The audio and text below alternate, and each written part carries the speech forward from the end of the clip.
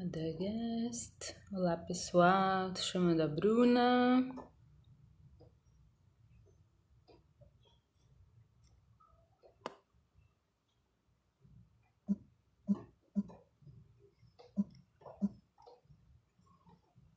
Bruna.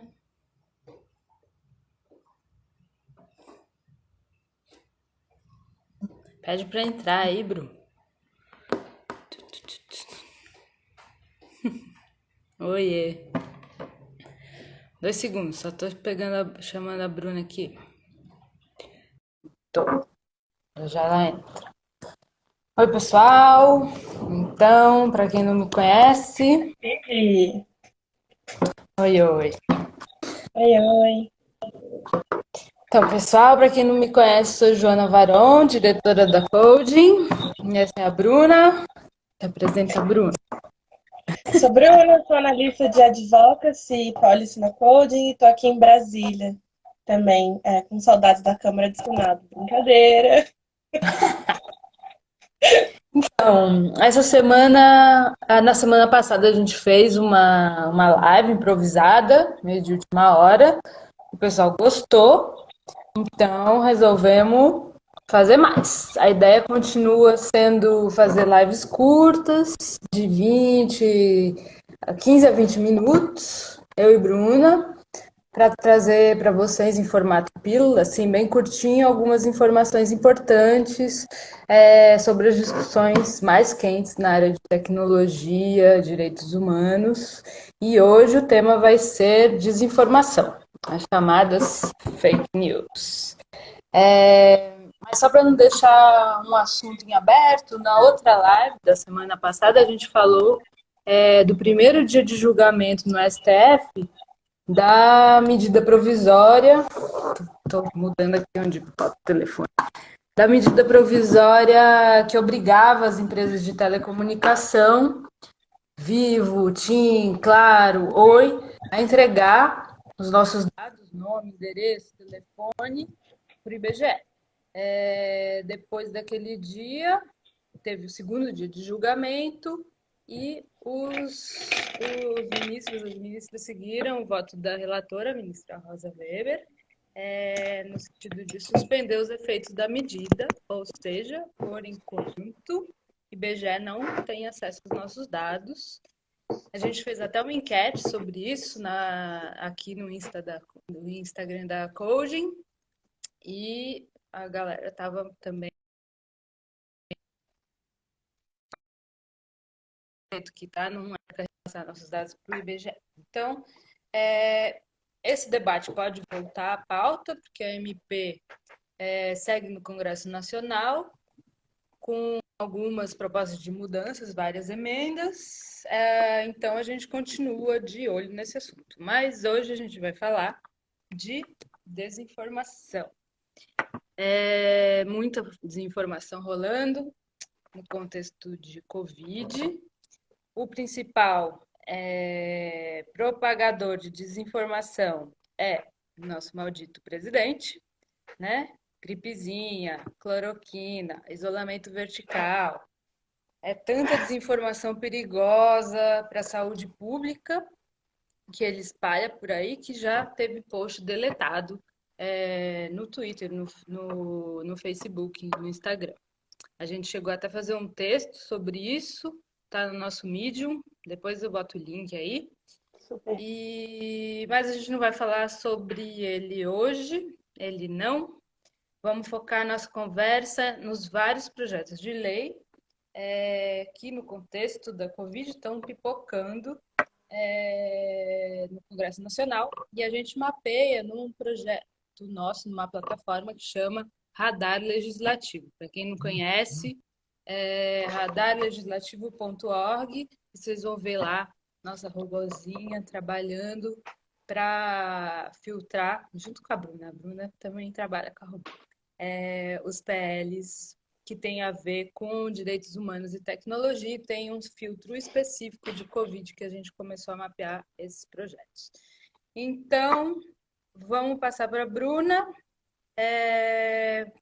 Bruna, primeira pergunta: quantos PLs sobre o tema surgiram desde que começou o isolamento, desde que a pandemia foi, desde que o OMS declarou que estamos numa pandemia? Beleza. A Coding começou esse mapeamento sobre projetos de lei, né, que surgiriam e que eventualmente vão continuar surgindo no período da Covid, por razões como os próprios presidentes das casas, né, do Senado e da Câmara, falando que era que para que as casas fizessem esforços para aprovar só medidas que fossem remédios para a crise, né, durante o estado de calamidade, esse decreto do estado de calamidade.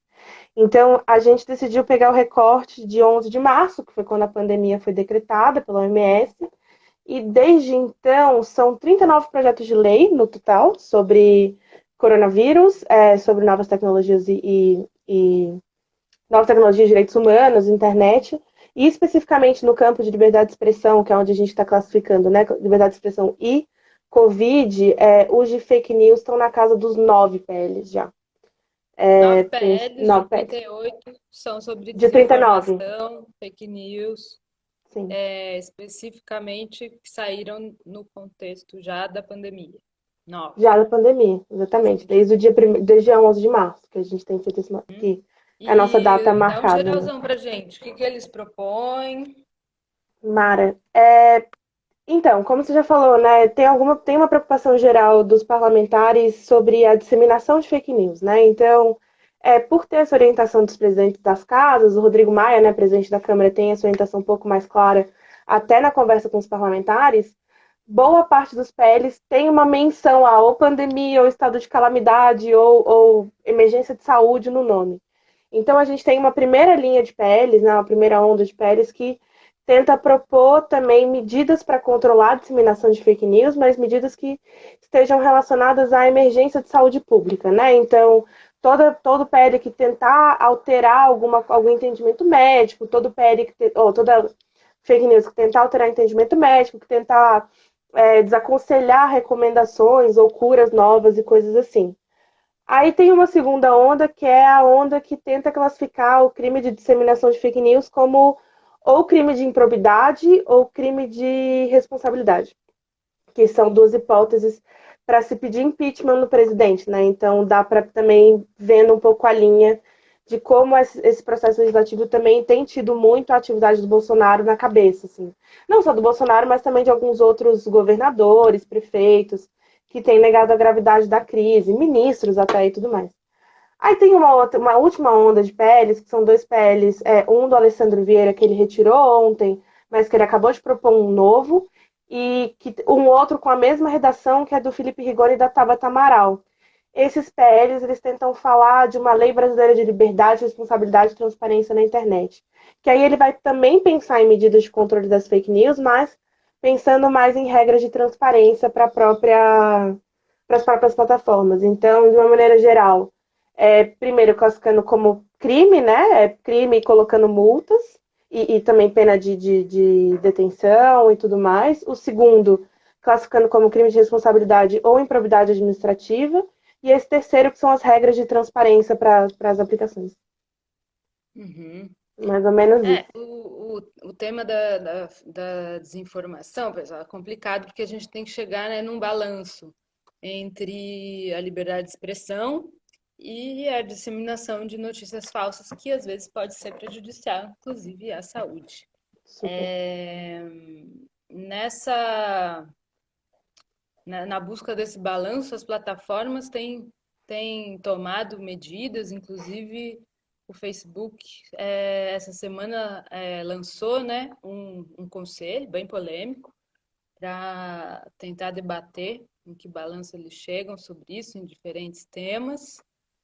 Mas o que acontece é que às vezes acontece censura, né? Vocês já foram censuradas? Eu já fui censurada. A Coding A já foi coding censurada, também. né? Super.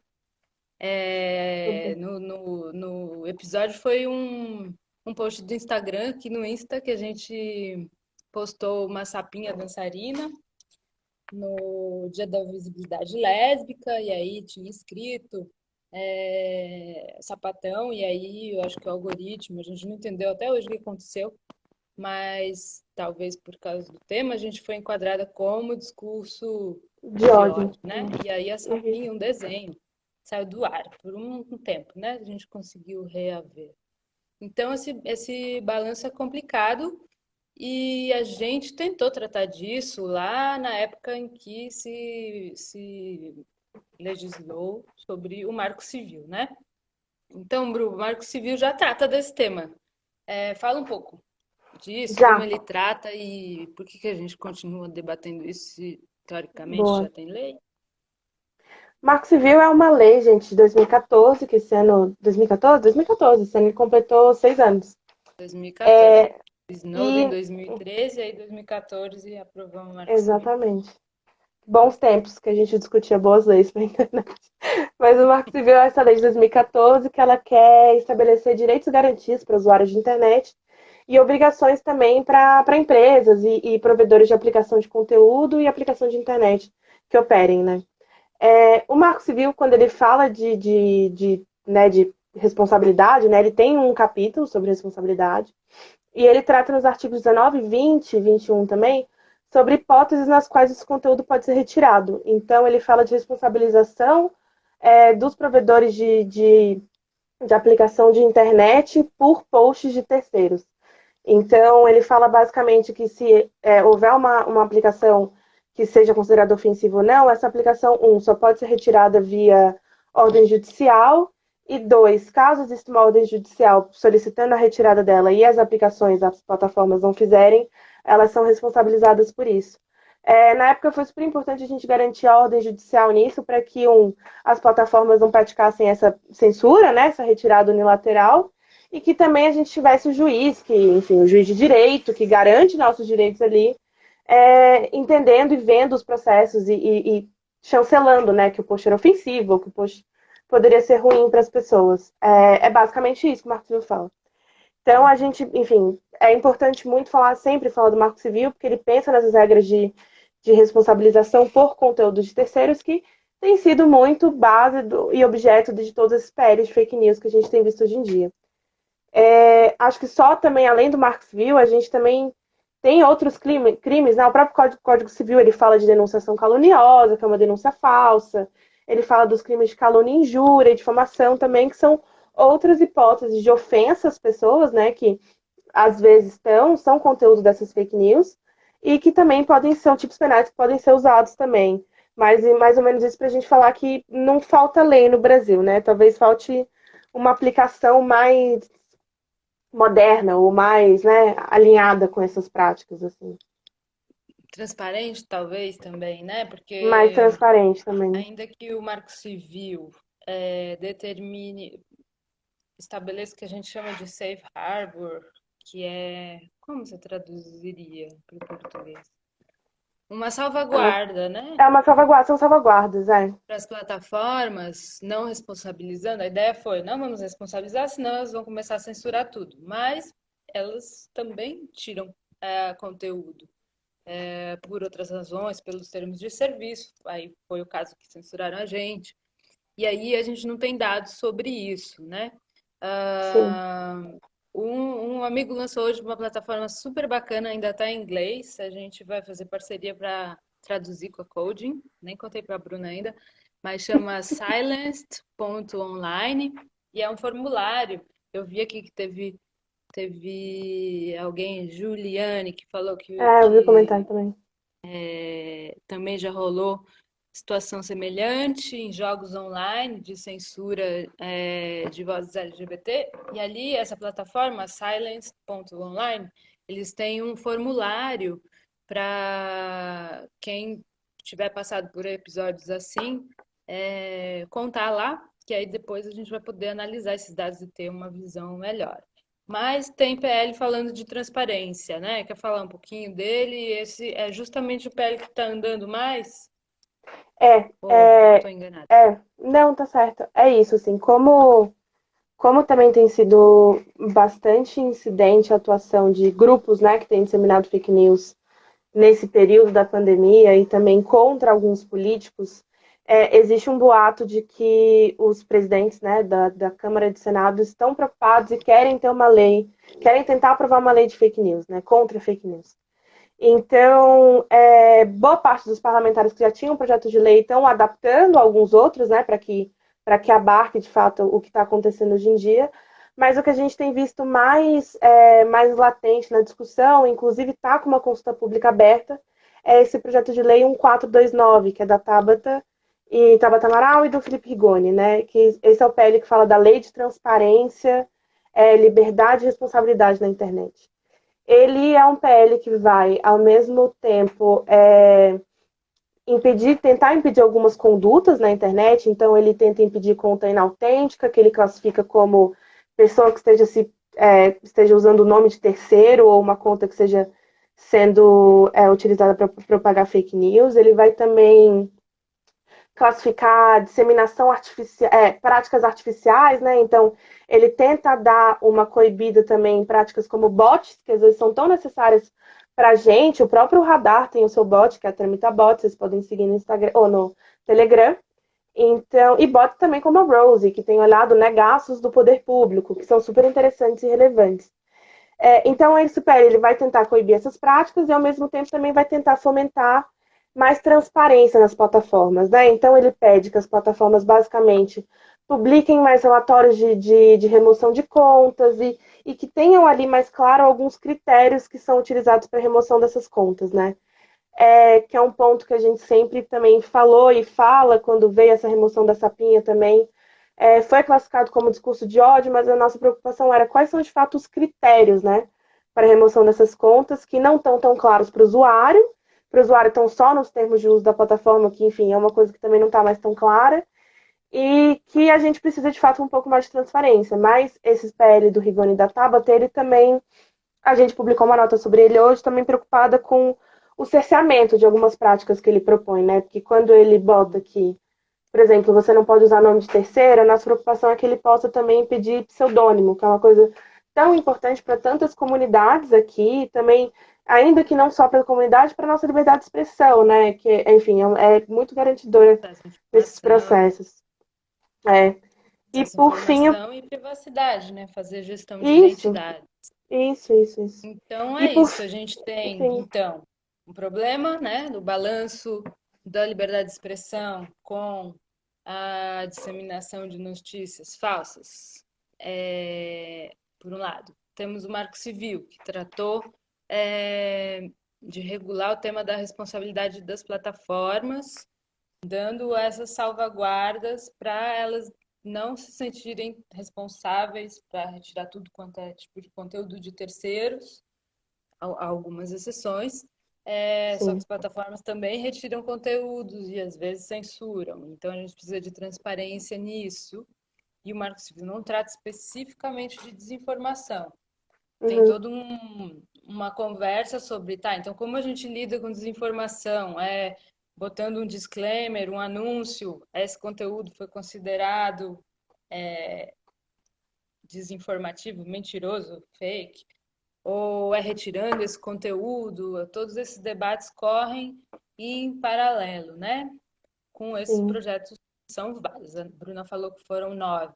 Só a partir do momento que a gente começou a mapear projetos que tinham a ver com pandemia, mas antes disso ainda tinham outros, né?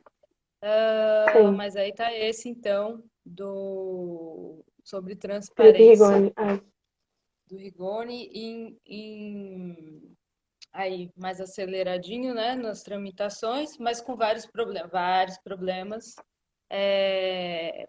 porque não é só a parte de transparência, como que classifica o que é conteúdo de desinformação, o que faz quando classifica, o que faz, como que classifica um bot que está propagando desinformação, mas deixa que outros bots que a gente usa continuem rodando, né? Bots que são de super. transparência, de informação e tudo mais. Então, vários temas. Como que mantém anonimato, pseudonimia.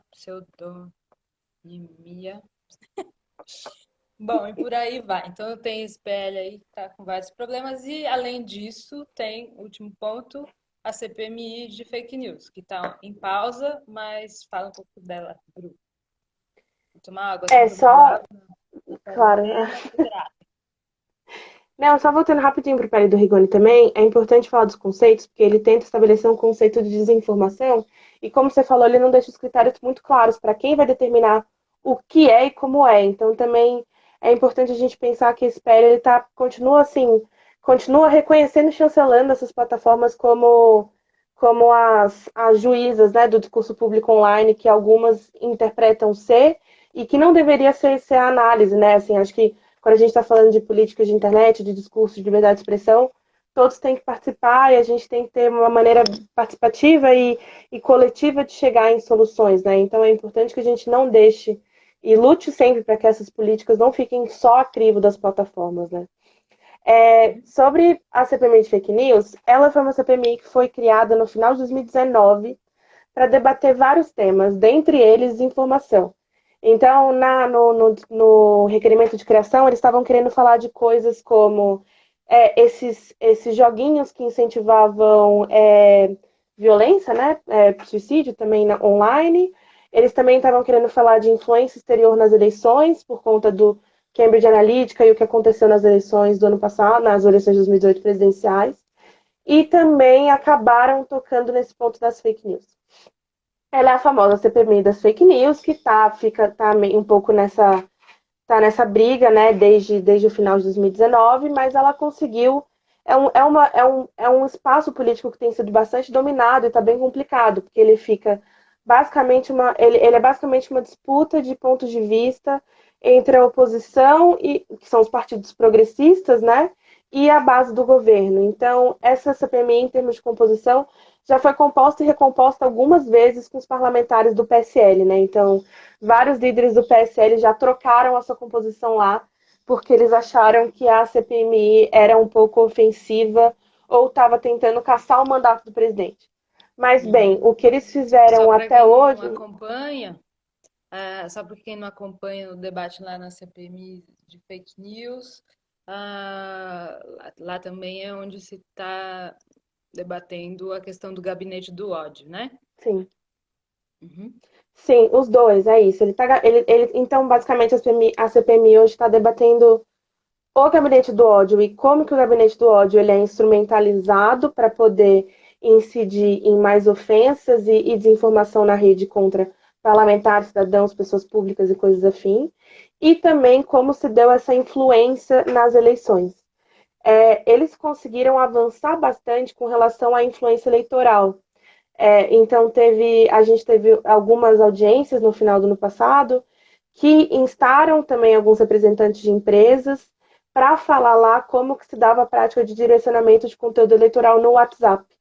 Então, deu para saber um pouco como se davam as práticas e também que essas práticas eram de fato contratadas por algumas pessoas que apoiavam o governo e não se enquadravam de fato no impulsionamento que é autorizado na legislação eleitoral. Então, dá para ver algumas incongruências aí. O próximo passo da CPMI era fazer uma oitiva, então uma audiência com as plataformas, para entender como que as plataformas estavam vendo também essas práticas e em que limite elas permitiram que isso acontecesse. Mas a pandemia aconteceu no meio do caminho, então a gente está nesse momento onde a CPMI foi renovada por mais 180 dias, então por mais 6 meses, mas os trabalhos estão resumidos, não estão acontecendo por conta da pandemia. Uhum. Aí, dois E últimos fatos sobre. esses projetos, desculpa te cortar, mas aí os projetos de lei que a gente está debatendo agora, é, de alguma forma se conectam com a CPMI depois, eles podem passar agora e depois debate lá, como que é essa parte? Ele, sim. A CPMI ela é uma comissão de inquérito, né, que é formada por representantes tanto da Câmara quanto do Senado. Então, ela é uma comissão, é quase uma comissão externa, né? Então, ela não está muito alinhada, quer dizer, ela não está caminhando. Os projetos de lei de fake news, eles não estão surgindo dos debates da CPMI. Há uns anos atrás, a gente teve a CPMI em cybercrimes, né? Então, no final dela, saiu um grande relatório com recomendações para tratar o tema de cybercrimes e também saíram projetos de lei, mas assim, esses que a gente comentou hoje não estão muito ligados, não estão de fato ligados com a atividade da CPMI. Claro que, né, como a gente está falando dos mesmos das mesmas casas, né, legislativas, as discussões se alimentam indiretamente, mas não dá para dizer que existe essa relação, pelo menos não direta. Mas aí eu ia. Acho que já É, passamos o nosso tempo do formato sim. pílula.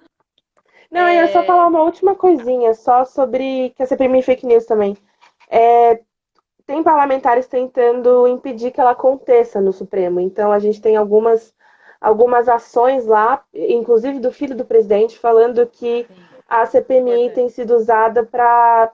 Foi instrumentalizada pelo PSL e pelos partidos de oposição, PSL, o ex-partido do presidente, e também está sendo usada para tentar caçar o mandato, tentar caçar a legitimidade, né, tentar influir em alguma coisa na legitimidade do presidente. Então, eles realmente estão achando que isso não é um processo para investigar práticas, mas sim um processo para tentar influenciar diretamente no mandato do presidente. Só esse último ponto.